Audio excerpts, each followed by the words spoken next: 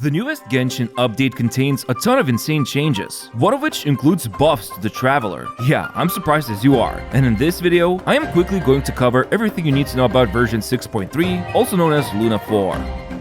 So, after a long wait, we're finally getting some new areas for Nodcry region, and they look pretty darn cool. There's this abyss-infected place, some weird underground facilities, and we finally get to visit the Lightkeeper's HQ, known as Pyramida. Oh, and it looks like in one of the world activities, we will need to beat up a granny. But besides Elder Violence, 2 new Archon quests will be available, and it looks like in one of them, we will be going up against the Doctor. I am not gonna spoil the fight too much here, but it looks quite unique. Also, it was alluded that this Dottori fight will be a weekly boss, so might take a while to max out some of the new character talents. Still, by completing these Archon quests, you can gain some Primo Gems and leveling materials for Columbina. In addition, a new world boss will be added into the game, called Whisperer of Nightmares. As usual, just a farming target in Overworld, and probably an annoying boss to deal with in Endgame. But let's talk about the coolest content update, at least in my opinion. The Traveler is finally getting a new costume, and not only that, it provides some new buffs. Now, as far as I'm aware, we will be able to obtain this skin by just completing the new Archon questline. And then, for a brief moment, the devs revealed that for every element the Traveler has unlocked, they will gain raw stat boosts. So, 10% critical rate if Anemo is unlocked, 20% defense from Geo, 20% ER from Electro, 60 EM from Dendro, 20% HP from Hydro, and 20% attack from Pyro.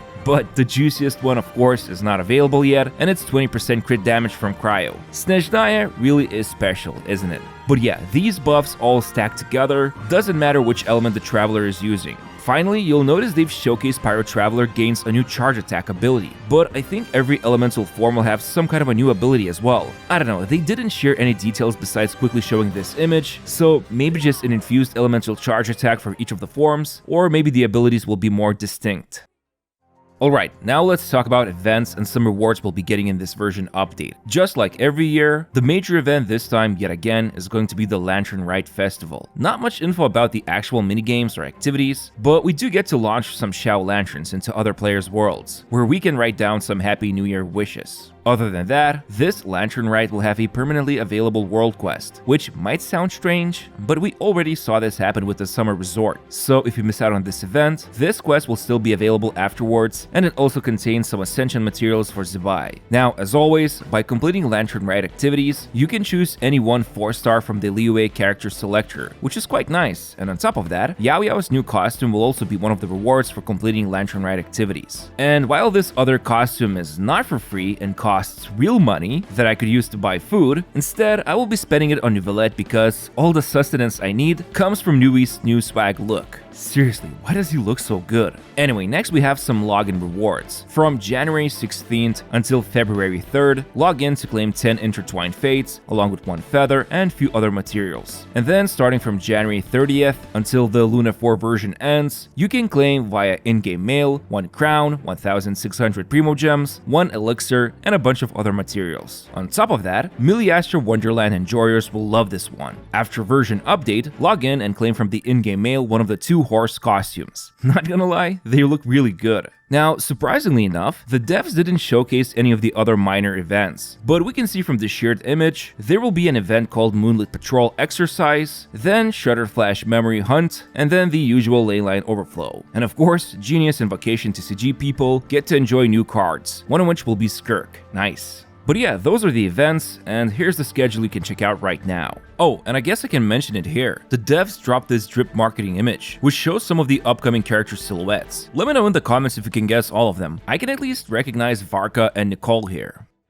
As much as I'm amazed by Columbina's eyes, honestly, I'm more shocked to see 2 new Geo units alongside her. But anyway, let's start from the beginning. So, the first new unit of 6.3 update is going to be Columbina. She's a 5-star Hydro Catalyst user who specializes in boosting lunar-type reactions. Not only that, just by herself, she transforms Electrocharge, Bloom, and Crystallize into their lunar versions. And when it comes to her skill, it will periodically deal damage, while at the same time, lunar reactions will build up this moon behind the active character, and once it's full, one of lunar attacks will be unleashed by Columbina, even when she's off-field. And when she uses the burst, she will open those beautiful eyes, deal damage in AoE, and finally, summon a lunar domain in a wide area. Anyone inside this domain will deal increased lunar damage, and on top of that, every lunar reaction will gain a unique benefit. But aside from her skill and burst, what's crazy is that her charge attacks can consume Verdant Dew and deal Lunar Bloom damage. So I'm not even sure where this leaves us with Nefer, but I will be releasing my Columbina video very soon, so make sure to subscribe to my channel. But let's talk about the other two units, starting with Zibai. She's a 5-star Geo Sword user who specializes in dealing the new lunar crystallized damage. By tapping the skill, she gains Geo Infusion, and she can build up this bar next to her, and when it reaches a certain amount, tapping the skill again will summon a Horsey, which deals lunar crystallized damage. The burst, on the other hand, deals some damage, although not much else was shared about it, but they did mention one of her passives further boosts her damage depending on how many Geo and Hydro units are in the team. Also, there's a bunch of more ways how she can deal lunar crystallized damage from her kit, but yet again, the livestream had limited details. Although it's interesting how one of her exploration passives allows her to regain energy during the night. Now, as for the reaction itself, when lunar crystallize is triggered initially, 3 of these Geo constructs called Moondrifts will be summoned near target, and then by triggering the reaction 3 times, I believe 3 shots will be delivered, which all deal lunar crystallized damage. So it's an interesting way to revitalize the weak crystallized reaction that existed before. But yeah, aside from that, the last of the trio is Illuga. I have no idea how to pronounce his name, but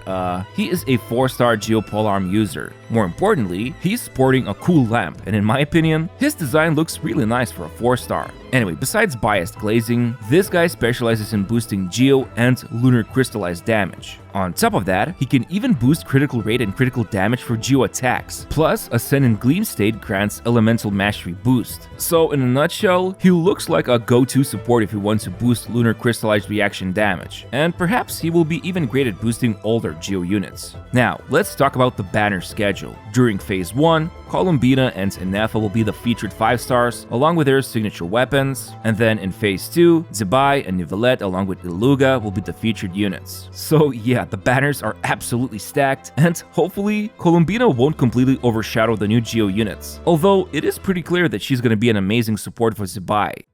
Alright, next, 2 new artifact sets are coming with the Luna 4 update, and surprisingly enough, the devs actually shared some, but not all of the official details. The first set on the left, called Abbate of Morning Star and Moon, increases off-field lunar reaction damage, so probably going to be best in slot set for Columbina at least. And then the set to the right, called A Day Carved from Rising Winds, simply states it applies to Hexorite characters. What it does, I cannot disclose yet, but safe to say, it's gonna be a relevant upgrade for Hexorite units. Now, normally this is where I talk about quality of life changes, but not much has been shared. So I guess we can quickly go over some Miliastra changes, with the biggest one being Classic mode will be added, or in other words, we can finally bring over actual Genshin characters into the game modes. Pretty nice, to be honest. Hope this means we can finally build a target dummy to test damage easier. And then the other big change is that stage creators can now add loot boxes of some kind, and then players can spend this currency called prismatic crystals to open them. 300 of this currency will be given away for free, rest of it I guess will be obtainable with real money. Most importantly, I believe the revenue will be shared with creators, and I do hope Hoyo will be fair with how much of it actually goes to the creator. But yeah, I'm not too familiar with these concepts. I think Roblox maybe has this type of monetization as well, but guess I'll just have to see for myself what is the point of these loot boxes. But hey, at least now you can support your favorite stage creators financially. And yeah, that's pretty much it when it comes to version 6.3 or Luna 4 update. Hope you found this video useful, and I'd appreciate if you could hit the like button on this video. Columbina's first impressions and guide videos are in the works. I will be releasing them pretty soon, so don't forget to subscribe to my channel. Your support means everything to me. Thank you so much, and see you very soon. Bye bye!